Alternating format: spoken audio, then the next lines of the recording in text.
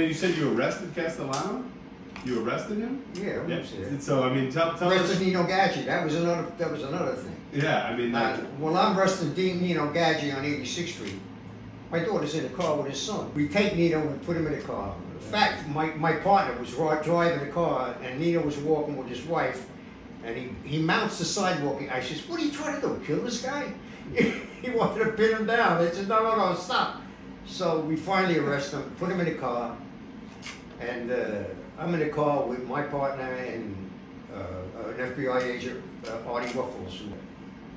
The conversation in the car went to Nino and Artie Ruffles, talking about Artie Ruffles' glasses. He says, well, you know, Nino was a gentleman, really. He didn't talk too much about what he did. He was very quiet.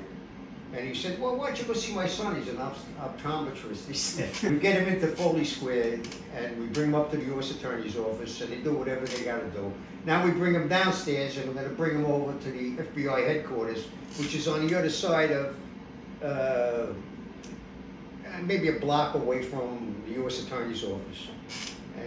So we got to bring him there. So the car was crowded. So I says, well, you know, good, you guys go and I'll walk over. It don't take me 2 minutes to get there. So my partner, I don't know if you know anything about Kenny McCabe. Kenny was an expert in organized crime. He did a lot of surveillance. Yeah.